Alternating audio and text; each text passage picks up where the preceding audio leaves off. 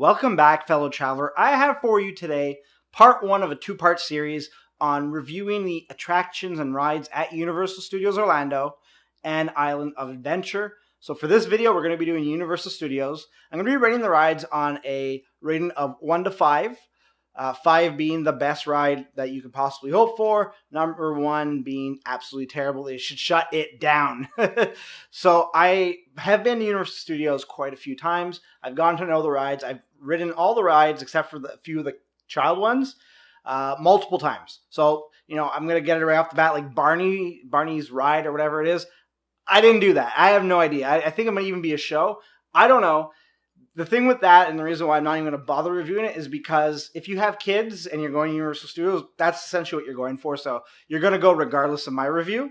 Another thing I'm not going to touch on in this review is the fact that you will probably want a fast pass. I'm going to save that for another video. I've already made a video based on fast passes, but I'm going to do another one for Universal Studios in terms of maximizing your time. So I'm going to do that in the future, but be sure to check out for that one.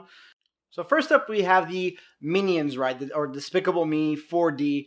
What it is that you go through a few rooms, and it's like a 4D experience. Another thing I'm going to note right off the bat, or not off the bat, halfway through my first review, is I'm not going to touch on any spoiler aspects, so I'm not going to give you the twists and turns. I'll tell you what kind of ride it is, and then I'll give you some highlights without spoiling anything, so don't worry about that. So, you go through a few rooms and you have voice actors that say their lines and stuff like that. It's okay. If you love the Minions, probably going to rate this a 4 stars. I, the whole time, just wanted to get it over with. I love the Minions. I think they're hilarious. I love Steve Carell's version of Gru. Well, that's the only version of Gru, but I still love it. But for whatever reason, this one just didn't speak to me. I wasn't feeling it. So I'm going to rate it a 3, but I can see the appeal there. Next on the list is E.T., the E.T. Adventure. So the E.T. Adventure is an old ride. It's been around for a bit, and you can tell that it's got that aspect of love and craftsmanship that was put into it when it was constructed. So I really respect that, and I enjoy it for what it is. It's a callback to the movie, and you do things outside of the movie. So there's like a continuation of the story. When you're waiting in line to go, on the ride, you actually think that you're ready to go on and you're done waiting, and then after that you have another wait, which was kind of weird, and you're waiting in a forest. That was really cool. I really appreciate the way it was done. It's really a call out to how rides used to be, or the good rides. I think this back in the day would have been a 5-star. If you like E.T., you'll like this one for sure. And one thing to note, it's not a scary ride. It's in the dark mostly.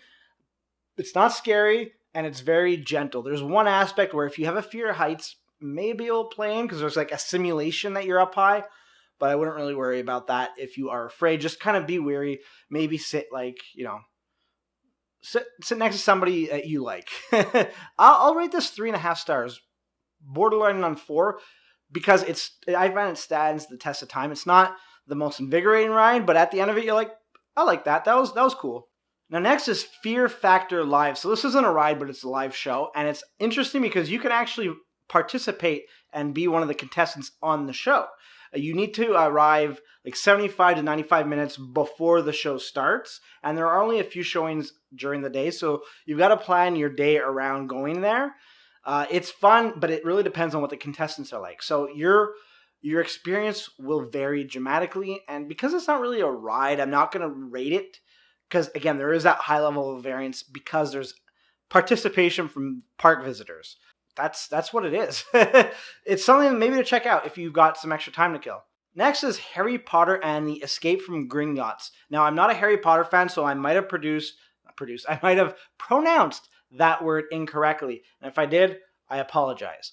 But one thing you need to know for this is that there are no fast passes available for these Harry Potter rides. So you actually have to get there pretty much first at the start of the day to ensure that you don't wait 3 to 6 hours to get onto the ride. I will say this, I've been on it a few times. The first time I was on it, the ride broke down. So that kind of tainted it for me for forever. One thing that was of note is we got there first thing during my last visit in March 2017. And we beelined for it because, I was traveling, or I was there with 2 younger people, my cousins, who loved Harry Potter. So it's a 3D experience. You wear the glasses, and it's on a track. There's obviously the aspect where if you love the story of Harry Potter, this is gonna be a 5-on-5 for you. I really don't like Harry Potter. Don't shoot me. It's not for me. For whatever reason, it doesn't speak to me. So to me, it was like a 2.5. But again, I'm gonna get back to the line. So we got there first thing, and the lineup was already an hour long. Now we decided, hey, we're gonna go in the single riders line. The single riders line was 9 minutes wait, so maybe give that a go. That the one thing you need to realize though is that you can't get to the end of the single riders line and then be like, oh well, I just want to wait for two spaces so me and my friend can go together. They're gonna say no. You get back in, you go to the back of the other line, or you grab whatever's available. Personally, I like the single riders line. I wouldn't even worry about being next to somebody unless you're a parent and you want to be right next to your child. Then you gotta kind of suck it up and go with the rest of the squad. In the regular line. And because there are no fast passes, you're going to be waiting probably an hour, hour and a half, maybe longer if you're traveling in high season. Now, the next isn't really a ride. It's Hogwarts Express, and it connects one park to the other. It's an experience, I'll say this, but sometimes when there's like a half-hour wait to just get to the other park, I just loop around underneath. If you're a Harry Potter fan, again, you'll probably want to do this. I'd say it's probably a 3.5 for a Harry Potter fan because it's not a ride. It's a method of getting to another park just in style is the best way I would put it. In style and with a bit of flavor of Harry Potter attached to it. Next is the Hollywood Rip Ride roller coaster. This is an intense roller coaster. Probably one of the more intense roller coasters I've been on. You cannot have anything on you. Nothing. You have to put everything in a locker. Don't try to sneak anything on, you'll lose it. Or worse, you'll hurt somebody in the process of losing it. So you're losing it regardless, but hurting somebody or not is dependent on physics and gravity at that point. It is really exciting. It's an exciting roller coaster. I think it's the one that my brother and his girlfriend enjoy the most. But if you have an aversion to roller coasters, you want to avoid this at all costs. It is a rough ride, but it's fun. It's rough, but fun. So I would have to rate it 4 stars. It's probably one of the better roller coasters I've been on. So give it a whirl if you love roller coasters. I don't think you'll be disappointed.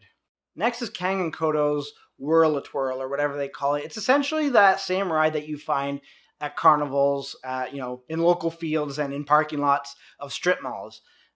The theme is there where you have, the aliens from The Simpsons spinning you around and your discs are going up and down.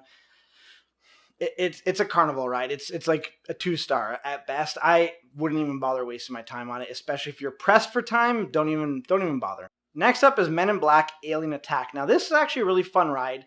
It has a bit of interactivity on it. So you sit in rows of 3 with you and 2 other people, and you have a gun that's in front of you that you use and you shoot at things.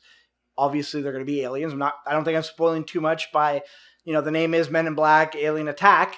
And you just go through a course, and it's pretty fun. So the one who has the most points wins. You don't win a prize or anything, but it's good for bragging rights. It's really fun the first few times you go on it. A bit dizzying sometimes when you spin around, but you're always on the floor, so you don't have to worry about heights or anything like that. But your thing will spin around, and there are lockers where you have to put your stuff in because you spin around, and you're going to lose that stuff that's in your pockets. So I would rate it a 3-star. It's a solid ride. It provides a unique twist. I would definitely go on it again. Next is Revenge of the Mummy. So this is an indoor type of roller coaster. It has some abrupt stops. It's in the dark for a good part of it, and there are some pretty awesome moments. It's a bit on the short side, I will say that. So depending on what the wait time is, you might feel gypped because it was such a quick ride. But if you get on the fast pass and you're waiting 5-10 minutes, you're good to go.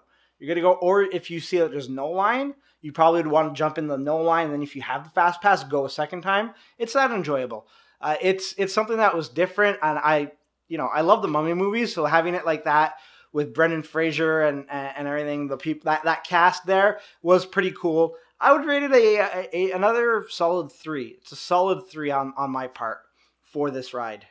And now we have Shrek 4D. So this here is interesting. The first time I had sat down, this is essentially a small mini movie.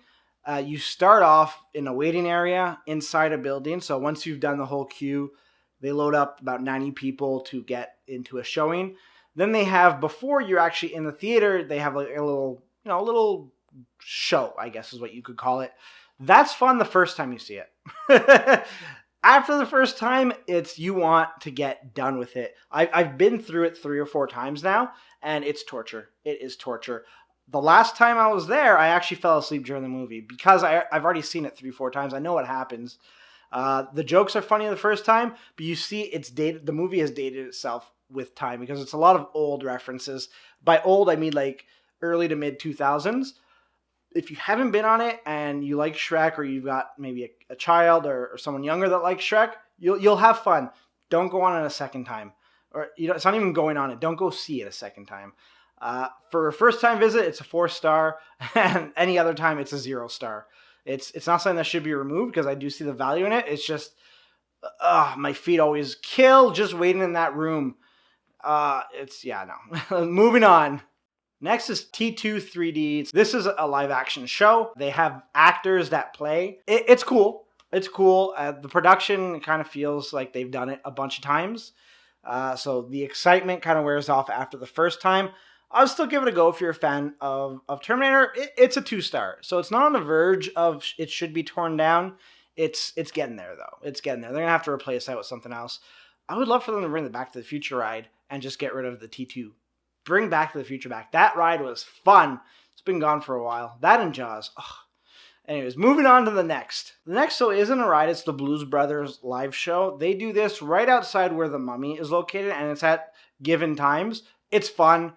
There's always a big crowd whenever they play, and most of the time you don't want to walk away. I would say make time for it as you're planning your day around. Give yourself a small break. Get there early so you can secure like a spot against a wall just to lean on, because it's really like in the middle of the street. So it's really cool. It's a show, so I didn't rate the other show, it being Fear Factor, but I will rate this one because I do enjoy it, and there isn't really a variance to it like there is for the Fear Factor. So I'll say it's a solid 3, maybe 4. Give it a go. Next is The Simpsons ride. So this is an interesting one. This is my brother's, one of his favorites, I believe. It's my father's second favorite. My sister really liked it. I didn't. I've been on it 3 times now, and I gotta say, all 3 times I just get queasy. I don't know what it is. It's not enjoyable for me. It just isn't. But I do know that everybody else I go with always has a fun time on it.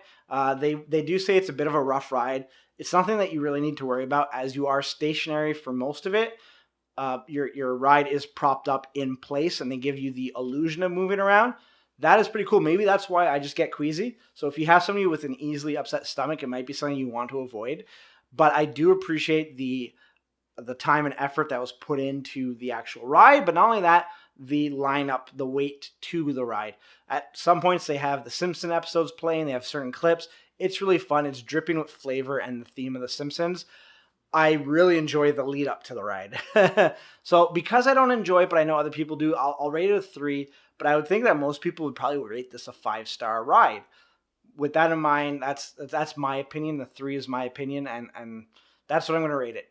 Oh, little boy. Next up, we've got Transformers The Ride. So this is a 3D ride, similar to The Simpsons, but you do move around. This ride has a special place in my heart. I first experienced it at Singapore. So it first released at the Universal Studios in Singapore. I remember I was traveling alone in Singapore, and when I went to Universal Studios, it had just been released. At that point, I had bought a Fast Pass for the day, but you can use Fast Passes at that point unlimited amount of times. I went on the ride, I think, probably like a dozen times. And honestly, I couldn't get enough, and I still can't get enough. I still go on, and I have like a blast. When they brought it to Universal Studios Orlando, I made my whole family do it multiple times, and they all loved it. My father, to him, it's the top ride. Me too. It's my top ride. It's the ride to beat worldwide. Of all the rides that I've tried, this ride here is perfect. Now that you have a speed pass, you can only use it once on a ride. What I do is I go in early. I get onto the first few cycles where maybe it's a 10-15 minute wait. Then I go single rider, and then I ride single rider for a few times. And then when I see single rider is about a 20-minute wait, I'll then do a fast pass and then cap it off and then go do other stuff in the day. It's that fun of a ride for me. So obviously, the only thing that could really make it better is if they got rid of the Michael Bay versions and put the original 80s cartoon versions, or even like the movie version. That would be awesome. Moving on. Oh, I gotta rate it, but I think you know what it is. It's a 5-star. It's a 5-star for me. So those are the current rides that are available for Universal Studios. Now there is, at this point, they've taken a few rides out that have been long time. Like Twister was one they took out. They don't have Jaws. They've taken out a few of them. They are replacing with newer stuff. Like the Jaws, I think, was made way for where the Harry Potter experience is, because they have, it's a really cool. Dagon Alley is really cool. Now they're going to be introducing 2018 Fast and Furious ride. I want to try that. I'm hoping they do it similar to the way the Transformers ride is done. If it is, it might end up being my favorite ride of all time. I'm super excited about the Fast and Furious coming in 2018. I will definitely be visiting Universal Studios at that point to try that ride out. But I will be doing another review before that about the rides on Islands of Adventure. So do check that out if you are interested in knowing about the rides over there. That covers everything about Universal Studios Orlando. I would love to know your opinion. What's your favorite ride? What ride do you like the least? Let me know in the comments below. In the meantime, you can check out some of my other videos right over here. And if you'd like to subscribe, you can do that right there. It helps the channel out, but it also lets you know when we upload new content. I'd like to thank you for making me a part of your day. And until next time,